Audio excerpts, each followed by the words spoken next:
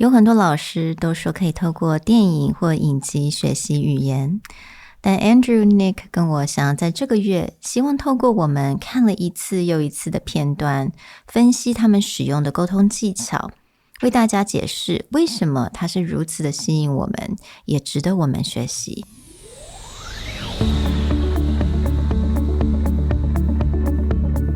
Hello， 欢迎来到 Executive Plus 主管与沟通力的 Podcast。I'm Sherry, an educator, certified coach, and style enthusiast. 我相信专业有效的沟通是语言跟逻辑的完美结合。And I'm Nick, a startup consultant, corporate trainer, and late-night gaming junkie. I believe great communication requires the right mindset and solid frameworks. 我们希望带给大家职场英语的技能、跨文化沟通技巧与其他能帮助您成为出色领导者的工具。Join us each week as we share our experience, research, and methodologies to take your communication and language skills from good to great.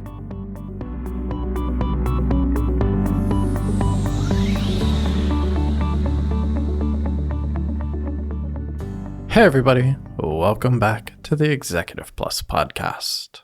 It's pretty common advice that if you want to learn a language, watching TV shows or movies is a good way to absorb the language. And I would say almost every IG influencer out there, the baseline that they usually start with is movie or TV phrases or vocabulary that you can learn. This month, as we look into the next theme that we wanted to tackle, we did come back to how do movies and TV affect us? But not just, what vocabulary or phrases you can pick up, but really looking at least for Sherry, Andrew, and I, what are those series of television shows that you just go back to over and over again? Or the moment you finish the series, you just start back at episode 1 because there's something in there that's so compelling and grabs you so much, either in the story, character develop, or the way that people talk, that you just feel like you need to go back and see it again. So this month, we wanted to go back and revisit these moments in TV series or movies that just grabbed us, and then think about how to break apart the communication or the things that we can learn that makes us so memorable and so impactful that you just go back to it over and over again. So I think everyone knows that we do talk about TVs or movies occasionally throughout, especially during the English cappuccino era. Right. 所以 Andrew, Nick 跟我其实当然我们在 downtime 的时候自己都非常喜欢看 Netflix, Disney Plus, or all the streaming services. 但是我觉得有个 common thread 就是我们非常喜欢影集或者是电影，尤其是他们有很好的 writing. It's that dialogue and that conversation that really grabbed our attention. And we couldn't help but to really wonder, how did they actually do that? It's so clever. And that allowed us to kind of keep going back to the same clip or the same movies and just wanted to know how that can apply to us at work in our lives. And I think you hit the right word with that, which is dialogue. When you just take phrases or words out of context, there is quite a bit to learn. But I think in the types of shows that grab us, it is about conversation. It is about communication. It's about a dialogue back and forth and just how people really highlight either a personality or an idea or create drama with the dialogue. This back and forth and really the whole context of it. And there's so much that you can get communication-wise by looking at it carefully. Now, that doesn't mean that it has to be like high drama. I think there's a lot of times, and we'll sprinkle more fun ones, whether it's through the traditional EP podcasts or an EP Insights, but we really want to look more at the nuance, at the wording, the phrasing, or how they use words to convey such ideas, whether it's in something more lighthearted and fun, like a Sex and the City, versus dramatic, like for me, Succession has been a huge TV show in recent years where you're just like, how do they create such good dialogue? And I know Andrew wanted to do something on Game of Thrones. I don't know if that's still happening. We're still prepping everything right now. 但是当然我们的喜好也非常不同，我觉得这个部分也蛮有趣的。我喜欢看一些比较 lighthearted 比较喜剧温馨一点的一些剧情，那 Nick 蛮喜欢看稍微有点 intense. And I don't think Andrew mind the blood and all the violence in Game of Thrones. 我从来没有看过 so I have no idea. And I was told that's not for me to watch. 但是我们希望透过像比如说 EP Insight 的部分，我们会 deep dive 到一部电影或者是一个影集，那他们是怎么样去 create 这个 dialogue， 然后从这个 dialogue 我们可以学到什么样子的技巧。那当然在我们的 EP podcast 我们也会分享一些不同的影集小小的片段，也会分享给大家所有真的是在人生或者是职场上很有用的。 In this episode, we just kind of want to preview what's going to be looking forward to over the next few weeks. But if you want to prep and just kind of look at the type of dialogue or the type of communication that we're going to be breaking down, a few things that I will be looking at specifically this month are 2 HBO shows.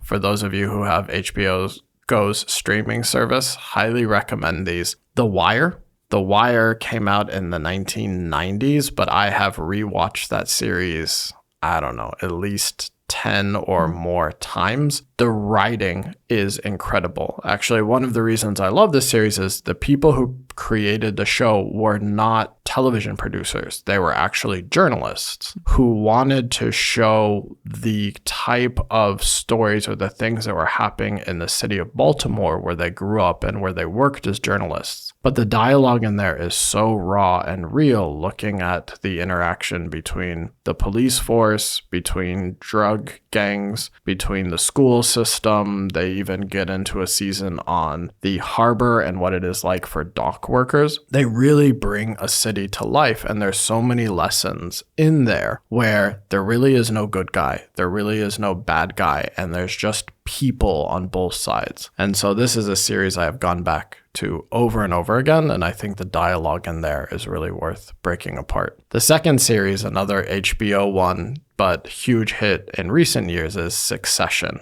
Succession is a drama that's supposed to mirror, reflect Rupert Murdoch, the owner of Fox News and the entire conglomerate around the news organizations that he owns, and his succession with his kids. Why I go back to Succession, and as soon as I finished watching the latest season that just came out, I immediately went back and watched back through the seasons, is it is the first TV show that I have watched where there is not a single good person in the show. Not one. Like, they're all terrible, flawed people, but something about the writing, something about the dialogue makes you want to watch their story, even though you're like, this is not a person you would ever want to have in your life.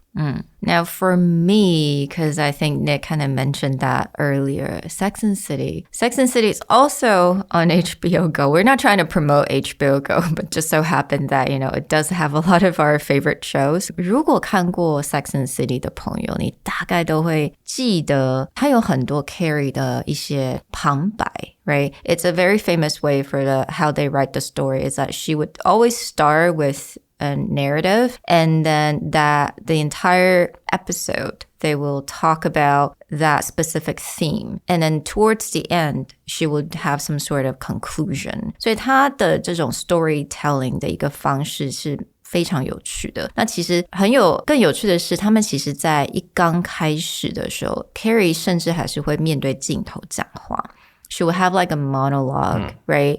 Looking at the camera, but they actually switched out or they changed that way after season 1. 所以它其实有蛮多我觉得很好的 storytelling 的一些方式。Again, 他们的角色说真的啦，以现在的角度去看的话 they're not really good people. They're also flawed. I think, you know, like everyone's a little flawed. 但是当然他们一些故事情节的话 I think there's a lot of debates going on these days about how Carrie is such a narcissist. But the way that they tell stories, it's quite amazing. So I definitely wanted to share some of the insights from that. I think what's really interesting about the way they open each episode is that's about as close, at least to modern times that I can think of every episode starting with Once Upon a Time. So if you've listened way, way back, I think even before episode 100, we talked about the Pixar pitch. And so a lot of people might look at storytelling as, oh, Once Upon a Time, that must be a very, very old story. But that storytelling technique has still held true even into modern television. Yeah. And so the fact that Sex and the City started every episode with that kind of opening monologue piece was literally just its version of Once Upon a Time, this happened. Yeah, absolutely. 所以我觉得他的 writing 非常的特别，不管他的 character development 是怎么样，那甚至到现在的 And Just Like That 他们还是使用同样的一个 storytelling 一个模式。So they will start with a narration, kind of kick it off the theme of that episode, and then end it with a conclusion or kind of, her own take on that particular topic. So this month, join us as we start to break these apart and look at more than just vocabulary or phrases, but actually look at the communication techniques, the storytelling techniques, all the things that make these shows worth going back to over and over again, even though some of them may have ended more than 20 years ago. We can't wait to see you guys in both EP and also for those of you who have not subscribed to EP Insights yet. If you do that now, you can go back and look at all of our past themes, all of our past paid episodes, and really get a sense of what it means to deep dive into these topics. Talk to you guys next time. Bye. Bye.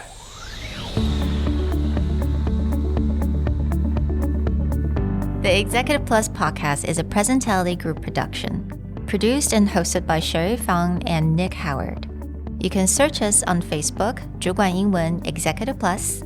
You can also find us on Instagram, Communication R&D, and email us at sherry@epstyleplus.com.